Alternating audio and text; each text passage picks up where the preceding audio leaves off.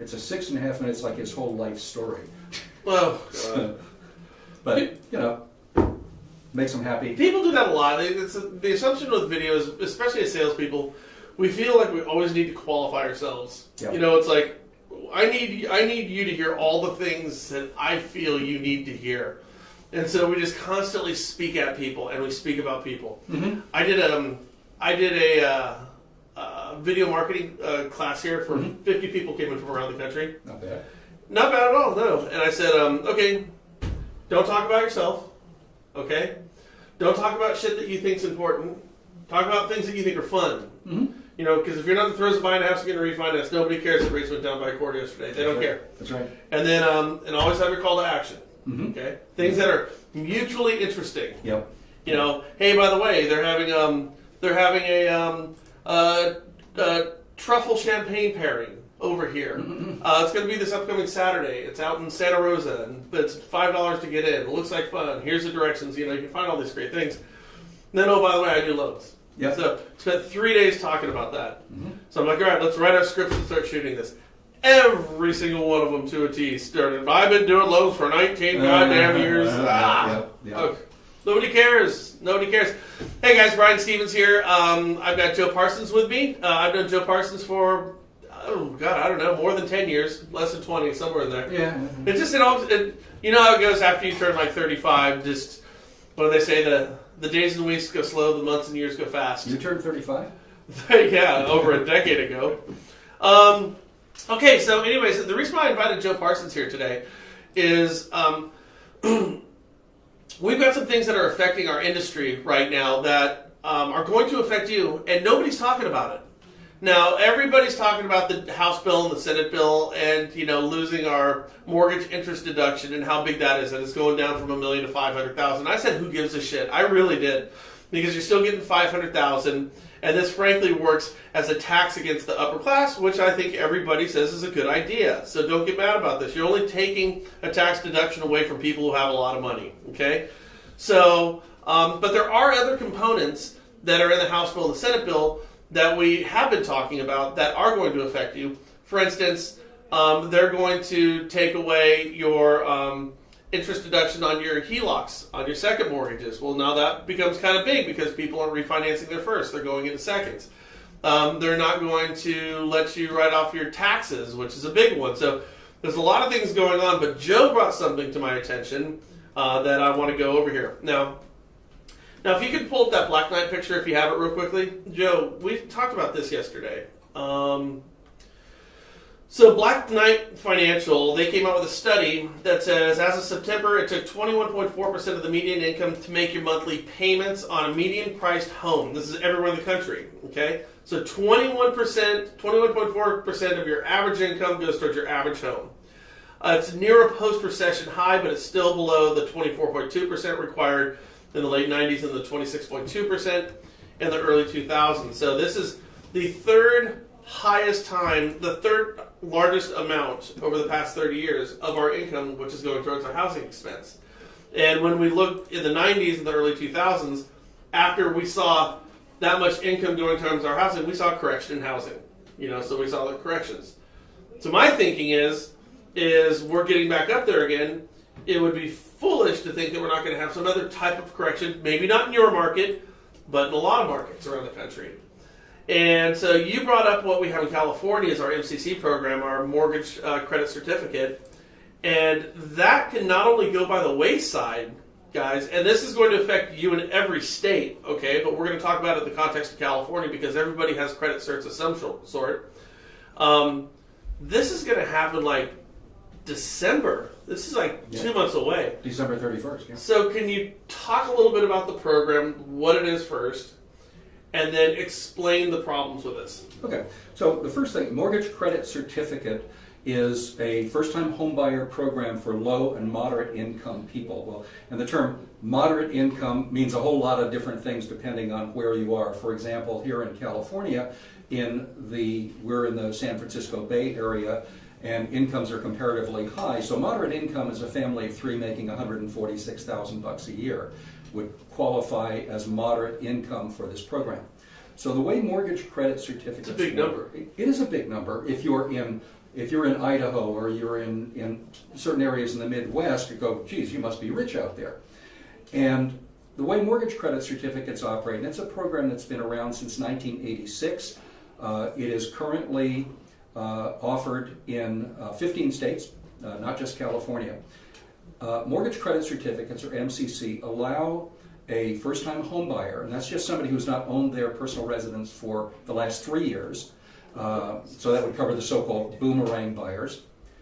They're able to take a portion of the mortgage interest that they pay each year, for as long as they own the house and live there. They're able to take a portion of that and claim it as a tax credit. It's different from a deduction. A credit comes off the bottom line of your taxes. So if your total tax bill is $14,000 and you have $20,000 in interest that you pay, which in California is very commonplace, then you're going to get a tax credit of $4,000. So if you owed, what do they say, $14,000 in tax, now you only owe $10,000 in tax because of the $4,000 dollar for dollar reduction. Now, on the flip side of that, if you have a rebate coming of $1, now you'd have a rebate of $4,001. Exactly. Now, the way it, aside from the obvious benefit of being able to get a big refund, and you can actually get it in your check monthly by changing your exemptions, but we are also, as lenders, we are also able to consider that tax credit because we know exactly how much the money is going to be. We're able to consider that as income. So, for example, somebody who is has what in California is a starter house, and this is laughable to a lot of people who are in less expensive areas of the country. So, a starter house where somebody is say $520,000, give or take, they're going to pay about $20,000 in interest, so they'll get a tax credit for $4,000 annually. That is the equivalent of $333 a month, and we can treat that as though it were income for qualifying purposes. So what that does to somebody at that level, it increases the amount of house they can buy by about $30,000. So it's not a trivial amount of money. It's a big deal, and why it is seems to be kind of a dark secret is completely beyond me. But I find that interesting because we're looking at everybody's thinking of this in the context of low and moderate income folks, and if you're in the Midwest or some of the areas that aren't along the shores, it is a low income deal, but it doesn't have to be that way. That's correct. And the other part that's is interesting about this is we're not only thinking of it in terms of low and moderate income folks, but we're looking at it in terms of maybe getting a couple of dollars back. But what we're talking about with Black Knight, saying, well, 21.4% of my income is now going towards my housing expense. Mm-hmm. This goes a long way at reducing that number and maybe keeping us from going off another one of these corrections in our market. Sure, absolutely. So to put it into a little bit of perspective from the point of view of where we are in California, so we're in the San Francisco Bay Area. So just looking at the counties, Contra Costa and Alameda County, for example, right on the bay. Today there are 1,780 active listings, homes that are actually on the market that are not in escrow. Of those today, 800 would qualify for mortgage credit certificate. Their income requirements, as I mentioned earlier. Why wouldn't a house qualify for it? So you have to qualify the house, not just the person. The house, there are maximum purchase price. So for example, and it's a percentage of the median house value. So in the pricey counties here in the Bay Area, the maximum price in Alameda, Contra Costa, right around the bay, where prices are very high, is $585,700. In Solano County, which is where we are now, where prices are quite a bit lower and incomes in general are a bit lower because you don't have Silicon Valley. Sure. The maximum price is just a shade under $400,000. So here in Solano County, there are 697 active listings, properties that are on the market that are not in escrow. Of those, 245 today would qualify from a price standpoint for a mortgage credit certificate for a first-time buyer that does not make too much money. It's always kind of strange for me as a lender to say to somebody when I'm talking to them about this and they tell me I make this many dollars, you make too much money. How often do you get to hear that? Right. But the number of people who qualify, it's an immense number of people. So we talk a lot about housing affordability, and the way we look at that is we look at the overall price of homes, and we look at what the payment of those houses are, and then we see how many people are able to actually afford that. So as prices go up, and they're going up nationally 5 to 7% a year in most areas, and we look at interest rates, which have been at a historically low level. Sure. But interest rates are creeping up. Sure. For a bunch of reasons. So they're higher today than they were 6 months ago. It's not like all of a sudden they're 3% higher, but they are creeping up, and they're going to get a little bit higher in the coming year. Is all of the analysts that I look at and listen to. So the affordability is going to have a tendency to go down. It's going to be harder to qualify for the houses that people want to buy.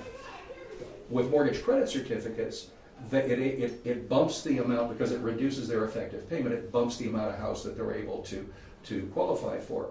And any realtors out there who are watching know that when you're taking a first-time buyer out in particular, when you can increase the amount of house that they qualify for and that they are willing to pay for, the number of houses that are acceptable to them goes up dramatically. Any realtor knows that when you increase somebody's target price by $20,000, doesn't matter about the market, suddenly the number of houses that are even in contention for those people that they like, that they would be willing to make an offer on, it goes up a lot when you start raising the price. People are driven by payments, and so when you can reduce the effective payment by virtue of, in this case, the tax. So what you do is a homeowner, you just change your withholdings. You change your withholding. So we did a just closed a transaction with a first-time buyer. She happens to be a French national, which was really fun because I lived there as a teenager. And so she makes about $110,000 a year. She's a first-time buyer. And we were able to, we increased her withholding, her exemptions from 1 as a single woman, which she had been claiming. So she will claim 10 exemptions. So with that, she will be able to get the benefit of the tax credit and the tax deductions from mortgage interest and property tax that she didn't have before. She'll be able to increase her take-home pay rather dramatically. Significant. It's a massive number. Yeah. So, I mean, when we think about this, there's always a give and take, because the federal government through the IRS is going to generate X amount of income. They have to generate in order to cover the bills. Mm-hmm. So, well, mostly cover the bills. Mostly, right. Well, not even that. But the amount that they don't is called deficit. Yeah. To theoretically cover the bills, Yeah. but that type of thing. So if we're going to take our corporate tax from 35% down to 20%, which is a really big number, they got to make that money up in other places. Correct. And so one of the places they're looking at making it up is taking this away. Because my understanding is a bond issue in 15 states, but this is going to affect our federal taxes, which leads me to believe that this has got to be come from some type of community redevelopment money that was allotted and is going to be given to different states in different forms. This just happens to be California. So when you give a tax cut to anybody, you have to avoid blowing up the deficit, adding dramatically more to the debt. You have to figure some way to balance it out. Right. So exactly. in some cases, you might say, okay, we're going to do away with. So you do away with some exemptions, and deductions, which they are doing, and those are obvious. So when the plan HR 1, which is the House of Representatives version of tax reform, has the maximum deduction, maximum amount of interest that you can claim is on a $500,000 loan. That's very obvious. It's very out there and visible. There are other ways of increasing revenue that they use that I look at as being kind of stealth methods. So, for example, in 1981, with the first round of tax cuts, that was the first year, and people said, wow, tax cuts, it's really great. And what also happened in those days, before the 11 tax increases that happened under that administration, is they began taxing Social Security benefits. And that was something that people kind of didn't notice. So I would kind of put that into the stealth category. On this one, in this case in point, where they have kind of slid in this elimination of a program that's been around since 1986, it's buried on page 76 of a $450 bill with HR 1. So few people would notice it, is the assumption, unless we sort of bring people's attention to it, which is what we're trying to do here and talking to representatives. The most recent figures that I have, have figures for, was in 2003, when things were quite different. The total program amounted to about $50 million in expenditures for mortgage credit certificates. Because prices are a lot higher now, it's a reasonable assumption that the cost of that program is considerably higher. But they're going to try and eliminate it. I don't know if it's in the Senate version of the bill. I don't know if they're going to try and if the Senate is trying to eliminate it as well, and ultimately those two versions have to get reconciled. Let me read this real quick. If enacted, it would dramatically reduce their financing options for single-family, multifamily housing in the future. The 2017 House tax bill proposes to eliminate private activity bonds, including Section 142D bonds for affordable residential rental housing, and Section 501c3 bonds for low-income housing, senior housing, and supportive care facility. Here's where it comes in. It would also eliminate single-family housing mortgage loans financed by private activity bonds after December 31st, 2017. Again, this is right around the corner, guys. And it would disallow mortgage credits for homeowners with respect to mortgage credit certificates, which is exactly what we're talking about, after December 31st, 2017. Guys, this is like just a couple of days away. But on top of this, it's not just if it's going to pass or not pass. Georgetown holiday. And I want to talk about this in a second here real quickly, but they're starting to wind this thing down in anticipation of that. And by the way, this is coming from the House bill. The House bill is a more destructive one. Hey, we have George on the phone? George.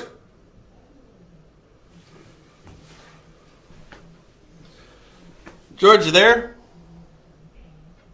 Are you on mute? Hey, what's going on, man? I'm very Yes. Yeah, we can hear you. What's going on?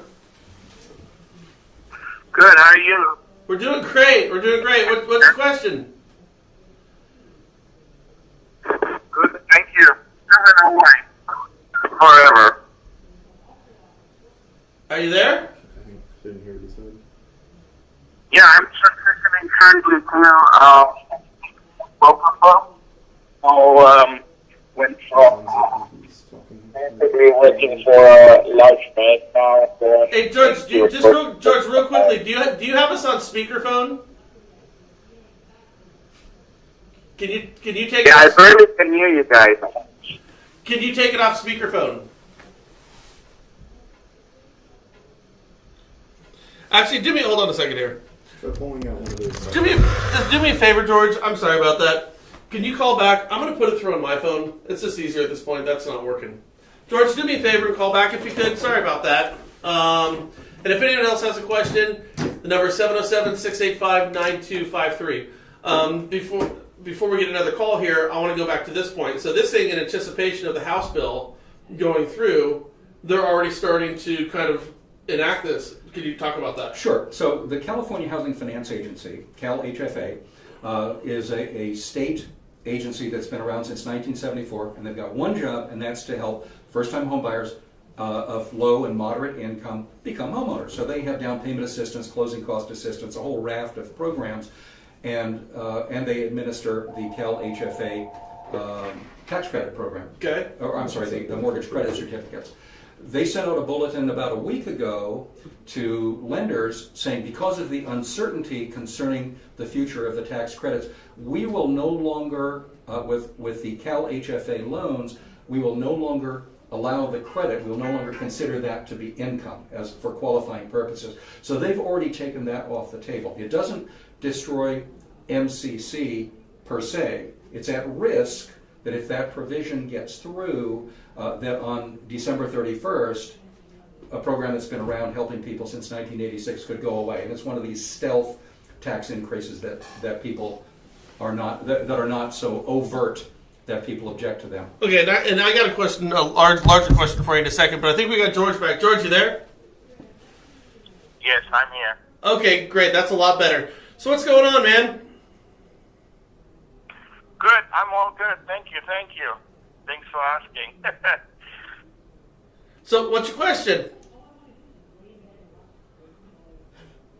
Say what? What's your question, George? Or your statement? Oh, I didn't have the question. I thought we're gonna, get into the program. Oh, you want to? Are you a lender? Yes, I'm a lender. Okay. What state are you in? I'm in the state of Hawaii, and we barely have any of those MCC programs. Okay, we'll look into that real quick. Hey, thanks for the call. Totally appreciate it. Okay, so I think it brings up a pretty fair question there. So this is in 15 states. The MCC program's in 15 states. Correct. I would be willing to bet you money that there are programs for Native Hawaiians that have some type of credit certificate in Hawaii. That would be my guess. Yes. And by the way, any lender, anybody who's writing a loan can do this. Are there any? No, they have to actually go through a program. They have to be approved by the agency. Now here in California, there are programs that the tax credit programs that are administered by California Housing Finance Agency, which is what we use, but also individual counties administer it, and they've got their own block grants as well. That's a separate issue. It's the same program, it's just administered differently. Okay. But those would also, mortgage credit certificates would also, regardless of how they're administered, they would go away under the House of Representatives, under H.R. 1, under their version of the tax bill. But in order to be able to offer them, you actually have to be approved with the appropriate agency in your state. You can do a search on what kinds of first-time homebuyer programs there are, including tax credits. Just do a search and see what the housing agency in your state can tell you about. And to put all of this into perspective, here in California, and I think we're pretty much a mirror for other states, first-time buyers represent 35% of the buyer pool. That's a big number. And when you scale the pricing down to where the MCC begins to take effect, again, speaking for California, but I think it's safe to say for other states as well where it's offered, that percentage goes considerably higher. As I've visited with some of my friends, my realtor friends, and sat on open house and talking to people, and when we're in that first-time buyer range, the traffic is probably, I would say it's more than half first-time home buyers. And a very high percentage of those people are struggling to qualify, they're struggling to get a down payment together, and so any real estate agent, we in the mortgage business, it's kind of our stock and trade to be able to deal with this stuff about how to get somebody into a house with a smaller down payment when that's the issue, and how to get them qualified. Real estate agents tend to defer issues of financing and the knowledge of financing to their lender. As they should. They should. I personally believe, I was a realtor for 15 years before I got into the lending side 27 years ago. I started as a preschooler because there's no way that I'm this old. And thank you, you're very kind. But I had almost no knowledge of the financing at all. And looking back today, if I were still listing and selling real estate, I would want to know more about the financing so I could set my clients' expectations more accurately. Well, certainly with programs like this, I mean, if I'm a listing agent, a listing, an agent going to a listing is like a loan officer going to a real estate agent.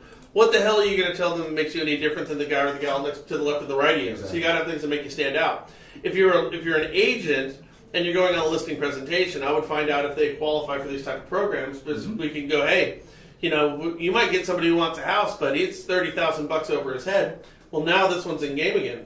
And just real quickly, for George here, if you go to dbedt.hawaii.gov, dbedt.hawaii.gov, they've got an MCC program that I've been scanning, and it looks just like the California one over here. Nice. You got your median purchase price in Honolulu. I've got bad eyes, guys. It's $663,000. Maui $605,000.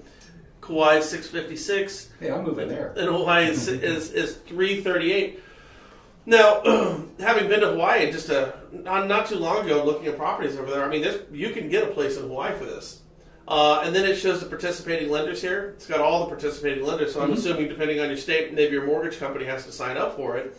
And again, this is what you're doing is you're helping people purchase in the communities that they work in. Here's one of my big things. This is the socialist side of me coming out. I'm going to tell you a real quick story. So if I believe fundamentally that if you service a community, that you should be able to afford to live in that community. So if you're a cop or a garbage man or whatever in San Francisco, there should be some means or opportunity for you to live in the communities that you work in. I'm not providing the answers. I'm just saying fundamentally that makes sense to me. Okay. Now, San Francisco, I don't know if you know this, they had in 1980, they were 16% of the population was African American. Okay? Today, it's 8% African American. So if there's one city in this country where multiculturalism really works, it's San Francisco. Sure. It does work really well there. Just go run the Beta Breakers. Trust me, everybody gets along. And yet we're seeing African Americans that are down below the national average in San Francisco. So we're weeding out diversity. Because we can't afford diversity because the home values are so high. Yes. Okay? So the city planners got together with the builders, with the voters, with the mayor, and so they had new home construction goals there, which like 30 or 40% of the homes needed to be low-income housing that were prioritized by the people who lived in that community. So you build 100 houses, 40 of those houses, which is a huge number, have to, you got $60 million houses and you have $300,000 houses. Well, of course everybody's going to want those $300,000 houses. You'd go into a lottery, but the people who lived in the city took priority in the lottery, which makes sense to me. Sure. And the people who lived and worked in these areas took priority over that. Well, there's a smaller area in San Francisco that is majority African American that they just happen to be building these properties out there. Okay? And HUD shut it down. HUD said, no, you can't do this. No, you can sell these houses for $1 million, but you can't sell them for $300,000. Even though the builders, the people, and the local government were all on board, they shit-canned it because they said that was redlining.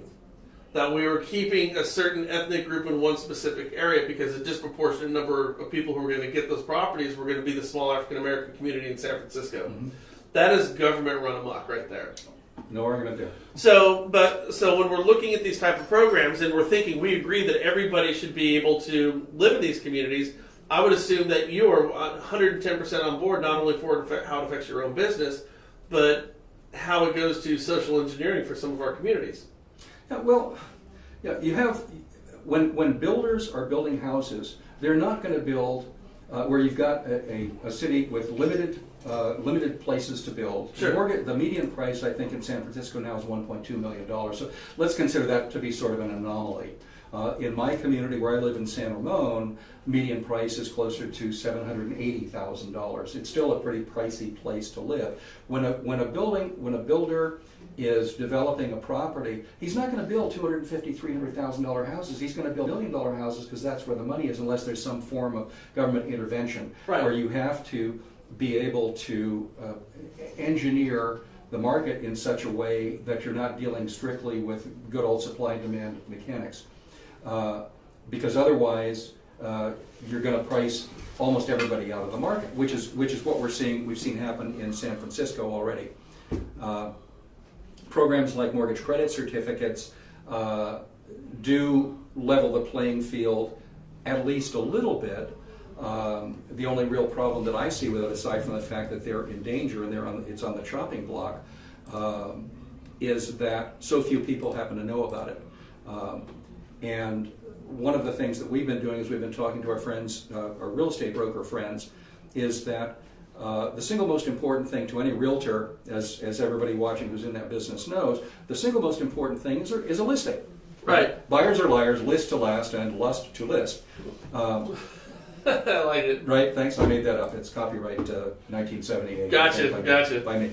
But you can use it. You can use it for the next week, and after that I'm going to have to get a royalty. But the highest and best use of any realtor's time is making a listing presentation. Everybody knows that who's been in the business for longer than 10 minutes. So when you make a listing presentation as a realtor, you have to assume that you're competing with some unknown number of other agents. You don't know how many, but the conventional wisdom is you should interview at least 4 agents before you decide to list your house. So you get the listing because everybody's got the same thing to sell. They've got the nice brochure, maybe they've got a dedicated website, they're going to canvass the neighborhood, they're going to do direct mail, the things that everybody does, and they're going to stage the house and spend probably a lot of money to do that. But everybody has the same bundle of services and programs to sell. So you get the listing because they happen to like you better, because you have superior selling and closing skills, and very commonly what I used to find when I was on that side of the business is you're the last one they talk to, and they're sick and tired of talking to real estate agents. George, just sign the thing so that we can get on with our lives. But everybody's got the same thing to sell. So when as a real estate agent and you're pitching a listing on a property, you're making that presentation on a property that falls within the parameters of mortgage credit certificates, as long as it doesn't go away, then you can say to that seller, Mr. Seller, in addition to everything else that everybody's going to do for you, we can expand the buyer pool by offering a significant tax credit to buyers, which will increase the buyer pool for your property and help you compete with. And it's going to allow that agent to stand out. It'll allow that agent to stand out because nobody else has ever heard it. Well, you know, real estate agents right now, they have the Taco Bell approach to their listing presentations. Sure. How would you like your beans, cheese, and tomatoes arranged? Right. Would you like it in a taco, a burrito, a nacho? You know what I mean? But it's all the same damn thing. So That's right. This allows some agents to distinguish themselves. I saw this Mike Easton. He said, with the MCC going away, aren't they increasing the standard deduction considerably? And I believe the answer is yes. And Mark Brewer comes in and he says there's one thing that needs to be kept in mind. The standard deduction is proposed to increase to $24,000 from $12,000. If your itemized are less than $24,000 for a married couple, you just made out like a bandit. California property tax cap is $10,000. So yeah, you're going to I mean, it's a different way of looking at it. So why would you say that keeping the MCCs rather than affecting our deductions, as Mark might suggest? That's a great question. So you have to understand the difference between. That was a terrible shot. I know. You have to understand the difference between a tax deduction and a tax credit. A tax deduction, such as when you itemize deductions on Schedule A, your tax return, pardon the accountant geek stuff, I'm not an accountant. Okay. But what you're doing is you're reducing the amount of money upon which your tax is calculated. When you get a tax credit, you are actually reducing the amount of tax that you owe. So if I've got $20,000 in mortgage interest to write off, that's reducing my taxable income in that example by $20,000. But if I'm getting and the amount that it will reduce my tax bill is a function of how much over the standard deduction, which today for a married couple filing jointly is $12,700. So the benefit that I'm going to get by itemizing is going to come from the amount in excess of the standard deduction. So that's why raising the standard deduction from $12,700 to $24,000 means that there's less advantage for many people in high-priced markets, such as California, most of California. It reduces the benefit of real estate ownership from the tax standpoint. Tax credit is completely blind to what the rest of the tax situation is. If you owe $14,000 in taxes and you get a $4,000 tax credit, that means that now your tax liability, the total amount that you owe in taxes, is $10,000 instead of $14,000. That's how come the lender can treat that tax credit as though it were income. We don't consider the deductibility of interest because it's a fluid amount. We don't know because it depends on their overall situation. With a tax credit, we know that it's going to be, in that example, $4,000. Sure. That's why we can treat it as income. So if it were to go away, which the House version of tax reform, scare quotes on purpose, they would make that go away, and that would essentially reduce the amount of income that somebody has, that a first-time buyer has, to qualify for the house that they want. And so because it's going to increase the cost of housing when they no longer have that credit. Okay. But the good news, now this is very important, Brian, that you keep this in mind. The good news is what they have left in is the tax credit that's been around for quite some time for golf course owners who agree to keep their properties as golf courses and not to build houses on them. Huh? Seriously. So you're not happy with either one of the bills? I'm not happy with either one. I have read I've waded through all 450 some odd pages of the House bill. And believe me, it's a lot of what they do in many cases, and this is true regardless of what your political persuasions and preferences might be. People who write laws, they're lawyers, and their staff is a bunch of lawyers, and so they write stuff that's very opaque. that's very difficult to understand. And so the things that might really make a difference, that are really important, like this one that we have on the table today, that's buried among a whole bunch of other legal gobbledygook. It's on page 76 of a 456-page bill. It's literally on 76. It's literally on page 76. Which is precisely the reason why nobody's talking about this right now. Correct. So the thing to do, when you understand how important this is, even though it's not, I mean, every year there's money that the counties have and that the agencies have for this tax credit, because when they give you the credit, they assume that you're going to have that loan for the full term. So if it's a 30-year loan, they're setting aside enough money for the tax credit for the entire 30 years if you kept it. So it's a pretty big number. And then if you pay it off, if you move early and you pay it off, then it puts that money back into the pool. But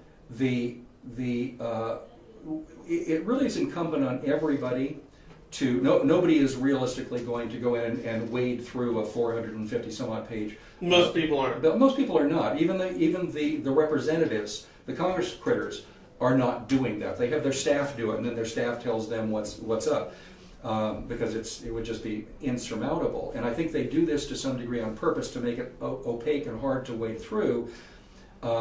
But it's worth getting in touch with our representatives. So you've got 2 senators, and they do in fact care about what their constituents say, because you represent potentially a vote, even if you are from a different party. If you oppose them, they are still looking at what is ultimately going to get them votes. They may not even be aware of this particular provision.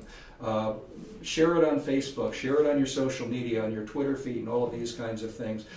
There's a bunch of stuff that's up on Facebook, some of which I've originated, and this is going to be on Facebook. Share the heck out of it. And by the way, I just posted in the comments down here from Frank and Brian the initial sheet that you got from Cal HAFA, which explains that this is going away. So that's something that you can certainly share. And I have another article here, guys, that I'll pop in there that'll give you an overview of how this is affecting everything. Now, just strictly down political lines here, is there a party that says somewhere, sometime, some way, we're going to have to look at our spending habits rather than our ability to bring more money in through taxes? Our government needs to look at its spending habits, and they have to cut things down, redundancies in agencies, yes, and a lot of the waste that we have. Now, here's one that pissed me off. When Ben Carson got busted because the Trump administration chopped $21 million off their budget, and they said, it's going to affect these programs, and Ben Carson didn't go up in arms. Well, my question is why isn't anybody looking at the OCC and the fact that they did an audit of HUD's books 6 months earlier? They couldn't find $500 billion. I mean, there becomes a point where we either have to cut our spending, or increase our taxes. Well, see, they're doing that. They are doing that, and so they are cutting programs. But what they do is they cut the programs that they're either doing it, and this has been true for as long as I've been paying attention to politics. Doesn't matter who's in power; it tends to work the same way. They will very often cut programs that are less obvious, and they will try to make it appear as though they are offsetting it with some other benefit. So, for example, when they say we're going to curtail much of the mortgage interest deduction, we're going to cut it from $1 million that it is now down to $500,000, but we're going to increase the standard deduction by to $24,000 for a married couple filing jointly. So a lot of people in the country are going to say, "It's I don't care because that doesn't affect me." But there are others that just really aren't aware of how it works. They've been talking about, they talk about cutting spending, but they cut spending in those things, in those programs that they can get away with. So they will cut the budget of HUD.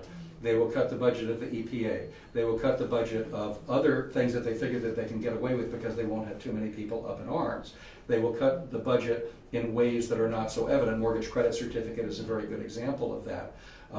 Remember with the GFE, when they were reallocating the money from the Great GFE, example. they were reallocating Great the money example. from the GFE to building an overpass somewhere in Oklahoma and cleaning up the Gulf oil spill that we had a couple of years ago from British Petroleum. Yeah. I'm like, are you telling me that there's going to be a whole generation of people who are going to be financing the cleanup of the British Petroleum Gulf oil spill over the next 30 years of their loan? And that's effectively how the whole thing works. Exactly. I get where you're coming from there. But, I mean, something's got to give somewhere. And I will tell you how I've looked at this.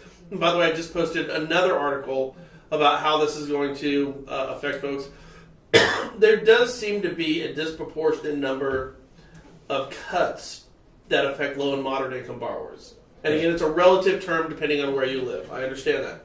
But there does seem to be a lot here that's affecting folks that I think everybody agrees we should be responsibly helping. The problem I have with some of the other programs that we're looking at, we just did one. Flagstar's coming out with a 100% finance deal with a 3% closing cost. So there's just no skin in the game, just nothing. 100% financing for low and moderate income folks. They're going to give you your 3% down. And of course, they're going to let you get your back-end ratio to, 47%. Which is somebody making $18,000 a year doesn't leave a whole bunch of disposable money when that roof goes out. So you're putting people in a situation where we know it's going to fail. And we've seen these type of programs fail in the past. Now you look at like something like this, where an MCC program that gives you a little bit more latitude, that I think gives some of these moderate income borrowers a fighting chance to actually live in these houses without, the inevitability of a foreclosure. It seems to me that these are things that we should be champions of, more than some of the other lender-based programs that we're seeing coming out. Totally agree with you, but let me just come back to something that you said a second ago, and that is the whole idea of the skin in the game, which is a term that we saw for a long time. It wasn't the lack of skin in the game that caused the meltdown of 2007. Totally agree with you. It was because VA loans, which are no down payment, 100% Best performing loans you get. Best performing loans. FHA loans had done very well. Although there were a tremendous number, a big hit on the insurance pool, it is now well above the statutory, what the congressionally required, 2% of the portfolio is supposed to be kept in there. As of at the point a year ago, it was at 2.32%, and it's still growing. There was a scheduled reduction in the mortgage insurance premium, and it was a big one. Right. That was appropriate, and that was rescinded on Inauguration Day. It was the new president's second official act was to undo that reduction in the mortgage insurance premium for FHA borrowers, which helps disproportionately low and moderate income buyers. But just real quickly on that one, and I remember that was playing politics, because the last administration was digging around with the MI figures, and they dropped it to a level that a lot of people felt was unsustainable, including the Mortgage Bankers Association, which is run by Dave Stevens, who is left of Elizabeth Warren. Yeah. So they're playing politics. It's worth the conversation, or if they're not having the conversation, you've got people like Jeb Hensarling, who is chairman of the House Finance Committee, or at least he was. Yes. And he said he thundered. I actually wrote an article about this a while ago, and he thundered that this cannot stand. An FHA is a predatory loan program, and it's going to go back to the meltdown of 2008 and all of that. It's nonsense, because what caused the meltdown was the fact that there was the perfect storm where you had lenders who would make a loan for 100% of the property's value. They would take the buyer's word for how much money they have in the bank and how much they earn, stated income, stated asset, and they would do that down to a 580 credit score. Somebody with a 580 credit score is somebody with a poor track record of meeting their financial obligations. Totally agree with you. That was the perfect storm. But your FHA goes down to 545 right now. It actually goes down to 500. Okay, but that's a whole other conversation we don't need to get into right now. Yeah. But with 10% down, you can get FHA loan with a 500 credit score. I don't know of any lenders who are making those, but technically they will insure that loan, so the lender would make the loan. But what you have is you've got a number of sort of political footballs, or anybody. And what you're missing in your conversation, and we just spoke about this the other day, is Congress had set minimum affordable housing goals. Where 35% of all loans written in 2001 had to meet their affordable housing goals, and that was handed off to HUD, who by 2008, 53 or 54% of all loans written had to meet affordable housing goal loans. So all those loans, you had to find a way to service them. The only way to service them was going to be with subprime loans. So a lot of people could argue that the biggest culprit in engineering the meltdown was the federal government, by mandating all these high-risk loans. That's a multi-six-pack discussion, my friend. No, but I do hear where you're coming from with this. My thing is that I think when we come out with the lender-based programs where they allow somebody who makes $30,000 a year to buy a house that was built in the 1950s to go to a 47 back-end ratio, it doesn't matter what your credit is. If you have a track record of paying or not paying, it doesn't matter what your skin in the game is. Your foreclosure is an inevitability, because when any deferred maintenance comes up, you're not going to have that disposable income. So I think how a lot of these loans are set up right now, they're set up to fail. I think at least with the MCC program, we could look at this and we could find a more responsible way to go about it. I just do. For those things that I disagree with you, that's one that I absolutely agree with you. Oh, I'll tell you one that I really believe in. Here's what I really think we should do. Because in San Francisco, you can slice it and dice it however you want, but a cop making $75,000 a year will never buy a house in San Francisco, regardless of the program that you give to him. It's just never going to happen unless the housing market crashes. Yeah. It doesn't matter the credit certificate, doesn't matter the skin game, doesn't matter your credit score. It is a cash flow problem. Okay. So how do you deal with a cash flow problem? Here's what I say we do. I say we use eminent domain. We rip a line right through Palo Alto, San Francisco, Menlo Park, San Jose, Santa Rosa, Pleasanton, all these cities. You eminent domain those and you put in affordable housing. Mm-hmm. You put in cookie cutter little tiny houses and you require that the sales price on those houses are going to be $300,000. That's the only way that some of these high cost areas people are going to live. Yeah. Although cops make quite a lot more than $75,000 in the Bay Area. All that double time and triple time. Oh yeah, they make a ton. Well, that's what happened. Did you see what happened in Vallejo? Vallejo was the second largest city in the country to go bankrupt. At one time, it was the biggest. And the fire department and the police department, they had figured it out how they could rig it and double time everything. Yeah. Your average fireman in little Vallejo, California, was pulling down like $190,000. Yeah. So there's got to be a happy medium. Hey, do we have any questions here for Joe? By the way, just great information, man. Just great information. So I really appreciate it. And some of it's even true. Right. If you can't convince them, confuse them. That's right. Let's see what we got here real quickly.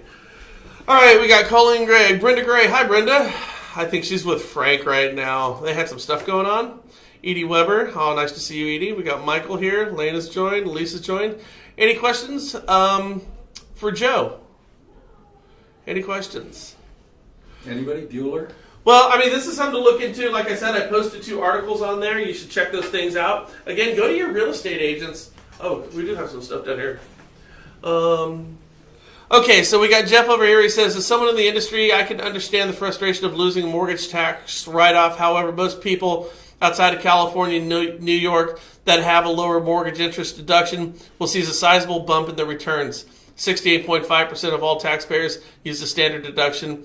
So those taxpayers will benefit from doubling the standard deduction and the increased child tax care. And brings up a good point. That's the thing right now. Here's the thing: is we just can't agree on anything anymore. Yes, we can. What, the 49ers are bad? I was disagreeing with you. Gotcha. It's like the argument clinic, Monty Python, right? Everybody knows that, right? I come here for an argument. Anyway, that's a whole other thing. But check out those articles. See how this is going to affect you. Yeah, I heard somebody say just broadly that this is going to be a net overall tax cut for everybody in the country, no matter how you slice it. There is no way. There is no I'm not saying I believe it. There's a lot of moving parts here. And frankly, like I said yesterday, neither one of these are going to go through, so we're all just having a conversation just to have fun. With that said, guys, we're rounding up the hour. Make sure you jump on board with us tomorrow, and we'll catch you then. Thank you so much, guys. Joe, thank you. Good to hang out with you, Brian. Yeah, let's go get lunch. Let's get lunch. All right. Right. We're going to Merchant, Maine.